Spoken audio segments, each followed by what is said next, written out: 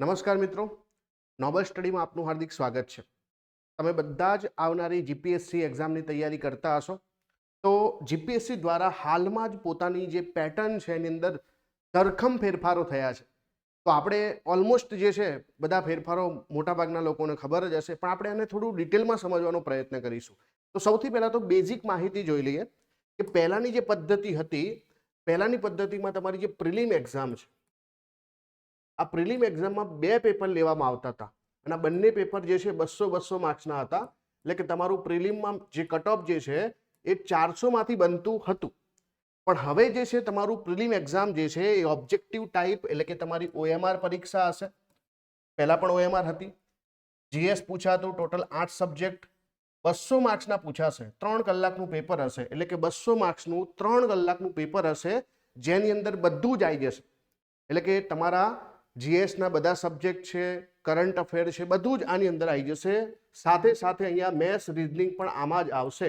એટલે કે તમારું સીસેટનું પેપર યુપીએસસીની જેમ અલગ હોય નહીં, આની અંદર જ બધી જ વસ્તુ આવશે। એટલે કે તમારે હવે આ જે છે 200 માર્ક્સમાંથી તમારું પ્રિલિમનું કટ ઓફ બનશે। પહેલા 400 માંથી બનતું, હવે 200 માંથી બનશે। એટલે કે મેરિટ જે છે બરાબર હવે ટક્કર થશે। ચલો, મુખ્ય પરીક્ષાની વાત કરીએ તો મુખ્ય પરીક્ષાની અંદર શું ફેરફારો થયા છે? સૌથી મોટા ફેરફારો તો મુખ્ય પરીક્ષાની અંદર જ છે કે ભાઈ જો તમે આ 200માં જો કટ ઓફમાં આવ્યા તો તમને મુખ્ય પરીક્ષા આપવા મળે, પછી તમારે પ્રિલિમ એક્ઝામ ભૂલી જવાની, તમે કેટલા માર્ક્સ લાવ્યા એ બધું ભૂલી જવાનું। તમારું આખું મેરિટ જે છે એ મેન્સ એક્ઝામના આધારે બને। પહેલા એવું હતું કે મેન્સમાં તમારું જે છે ગુજરાતીનું એક પેપર હતું, ઇંગ્લિશનું પેપર હતું, એસએનું પેપર હતું, બરાબર ને? એસએનું પેપર હતું અને ટોટલ જે છે GS1, GS2, GS3 આમ ટોટલ જે છે 6 પેપર હતા અને આ દરેક પેપર જે છે 150 માર્ક્સનું આવતું। તો આવી રીતે તમારું મેરિટ આમાંથી બનતું। પણ હવે નવી પેટર્ન શું કહે છે? નવી પેટર્ન એવું કહે છે કે તમારે જે છે ગુજરાતી અને ઇંગ્લિશનું પેપર જે છે એ 300 માર્ક્સનું આવશે। સમયગાળો 3 કલાકનો જ છે, 300 માર્ક્સનું પેપર આવશે, પણ આ ગુજરાતી અને ઇંગ્લિશને હવે આપણે ક્વોલિફાઈંગ રાખ્યા છે। એનો મતલબ કે તમારે આ બંને પેપરોમાં 25% જે છે માર્ક્સ લાવવાના રહેશે। એટલે કે 300 માંથી 75 માર્ક્સ તો લાવવા જ પડશે, તો જ તમારા આગળના પેપર ચેક થશે, બરાબર? તો તમે ક્વોલિફાય થયા। ક્વોલિફાયનો મતલબ એ પણ થાય કે હવે તમારા આગળના મેરિટમાં ગુજરાતી અને ઇંગ્લિશના માર્ક્સ ગણવામાં આવશે નહીં, ફક્ત એ ક્વોલિફાઈંગ માર્ક્સ છે। હવે જો તમે ગુજરાતી ઇંગ્લિશની અંદર તમારા જે છે ક્વોલિફાઈંગ માર્ક્સ આવ્યા, બરાબર, પેપરો તો સાથે જ લેવાશે, પણ તમારા ચેકિંગ કરતી વખતે ગુજરાતી અને ઇંગ્લિશના પહેલા પેપર ચેક થશે અને પછી આગળના પેપર ચેક થશે। પણ જે બીજા પેપર છે કયા કયા છે? એસએનું પેપર, GS1, GS2, GS3, જુઓ GS4 નવું એડ થયું છે।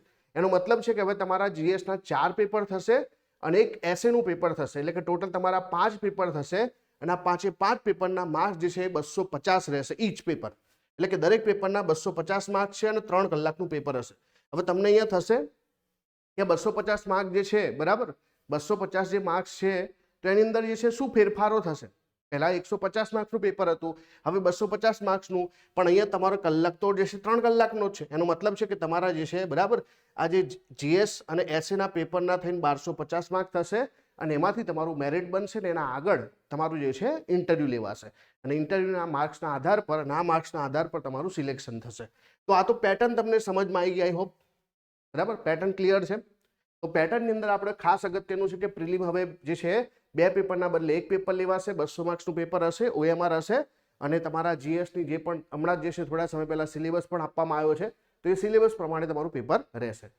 મેન્સની વાત કરીએ તો મેન્સમાં જે છે ગુજરાતી ઇંગ્લિશના પેપર ક્વોલિફાઈંગ રહેશે, 300 માંથી 25% હો, ટકા, એટલે 75 માર્ક્સ લાવવાના રહેશે અને બાકીના પેપર જે છે 250 આમ ટોટલ 5 પેપર હશે અને 1250 માંથી તમારું મેરિટ બનશે।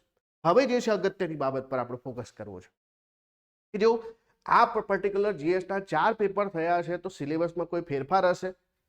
પેટર્ન કેવી હશે? તો જુઓ, બધા એવું કહે છે કે ભાઈ યુપીએસસીની પેટર્ન પ્રમાણે પેપર લેવામાં આવશે, તો આપણે યુપીએસસીનું GS1નું પેપર જોઈએ। એ પણ જે છે 250 માર્ક્સનું છે, એ પણ 3 કલાકનું છે। તો આની અંદર જે છે કેવા પ્રકારે જે છે ક્વેશ્ચન પૂછવામાં આવે છે તો જુઓ ધ્યાનથી, અહીંયા તમારા ટોટલ જે છે 20 ક્વેશ્ચન હોય છે। કેટલા? 20 ક્વેશ્ચન। એમાંથી તમારા 1 થી 10 ક્વેશ્ચન જે છે, બરાબર, 1 થી 10 ક્વેશ્ચન જે છે એના તમારે 150 શબ્દોમાં આન્સર આપવાના હોય છે। આ કદાચ જીપીએસસી શબ્દો ઉપર નીચે કરી શકે, પણ પેટર્ન આ રહેશે અને 11 થી લઈને જે છે 20 ક્વેશ્ચન સુધીના જે છે ક્વેશ્ચન આન્સર તમારે 250 માર્ક્સમાં કરવાના રહેશે। હવે જો 1 થી 10 ક્વેશ્ચન જે છે અને 11 થી 20 ક્વેશ્ચન આપણે ફેરફાર કર્યા તો જો 1 થી 10 ક્વેશ્ચન જે પણ હશે એ દરેક ક્વેશ્ચનના 10 માર્ક્સ હશે. 1 થી 10 ક્વેશ્ચન અને દરેકના 10 માર્ક્સ. એનો મતલબ જે છે કે ભાઈ અહીંયા જે છે 10 ક્વેશ્ચન એટલે કે આ જે છે 100 માર્ક્સના થઈ ગયા. 11 થી જે છે 20 ક્વેશ્ચન, આ ટોટલ જે છે 10 ક્વેશ્ચન ઈચ 15 માર્ક્સ એટલે કે આ 150 થઈ ગયા. તો ટોટલ જે છે 250. તો જુઓ તમે કે પહેલા જે છે અમુક ક્વેશ્ચન 10-10 માર્ક્સના હશે જેને તમારે 150 શબ્દોમાં આન્સર લખવાના હશે. અને જો વાત કરીએ આપણે 11 થી 20 ક્વેશ્ચન કે જેની આન્સર તમારે 250 શબ્દોમાં લખવાના રહેશે જેના માર્ક્સ 15 હશે. તો ટોટલ તમારે 20 ક્વેશ્ચન લખવાના થશે અને 250 માર્ક્સ.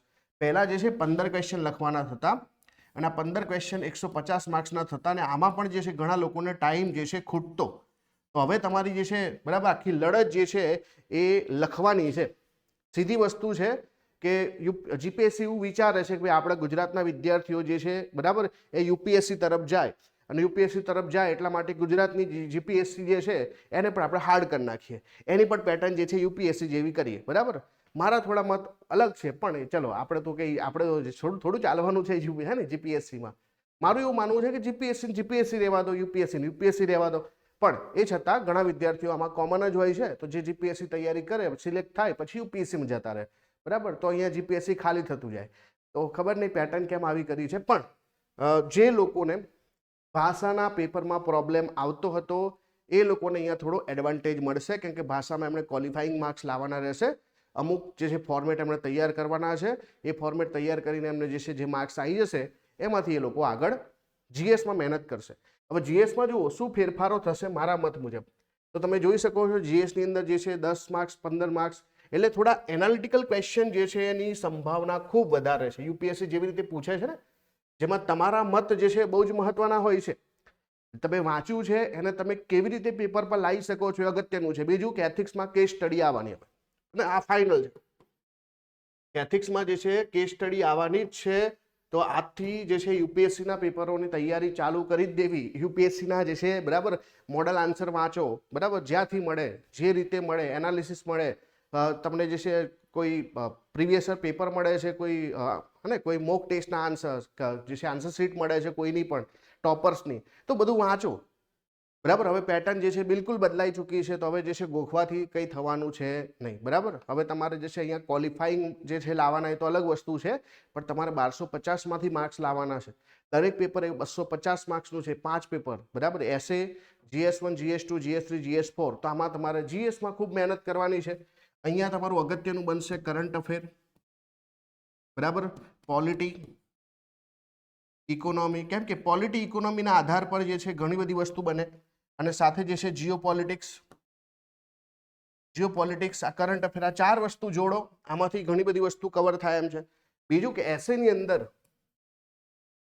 એસેની અંદર જે છે બરાબર આ જે ફિલોસોફિકલ એસે આવે છે, આ ફિલોસોફિકલ એસે તમારે તૈયાર કરવા પડશે. કેમ કે ફિલોસોફિકલમાં તમારે જે છે બરાબર એને કેવી રીતે સપોર્ટ કરશો તમારી આખી જે બાબતને. જેમ કે ઘણી વખત એવું પૂછાય કે ભાઈ ગણિત જે છે વિજ્ઞાનની રાણી છે. બરાબર, આવું કંઈ બી પૂછાય. આ તો હું ખાલી એક્ઝામ્પલ આપું છું. તો આવી વસ્તુમાં તમે જે છે કયા ડેટા મૂકશો, કેવી રીતે એને સાબિત કરશો, બરાબર કેવી રીતે એને જજમેન્ટ આપશો. તો બધી વસ્તુ જે છે તમારે સારી રીતે જે છે ફિલોસોફિકલ એસે વાંચવા પડશે. બરાબર, પહેલાં વાંચવા પડશે, લખવા પડશે. બરાબર, આવી પ્રકારની ઇન્ફોર્મેશન તમારે જે છે વાંચવી પડશે તો જ છે આગળ મેળ પડશે. બરાબર, તો આઈ હોપ. બીજું કે ભાઈ તમારે હિસ્ટ્રી, કલ્ચર આના ઉપર જે છે ફોકસ કરવાનો છે. બરાબર, હિસ્ટ્રી કલ્ચર ઉપર.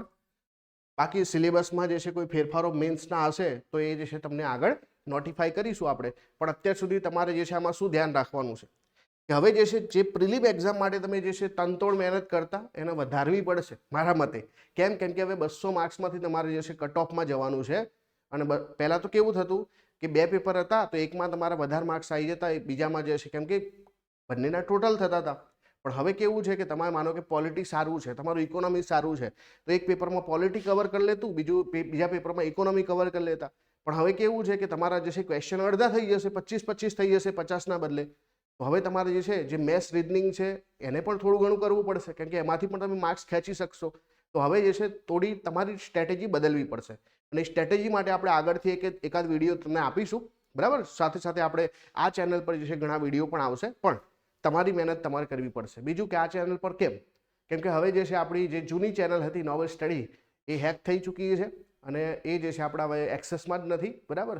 તો હવે જે છે આપણે આ નવી ચેનલ બનાવી છે, તો આ નવી ચેનલ પર આપણે મળીશું. All the best, thank you.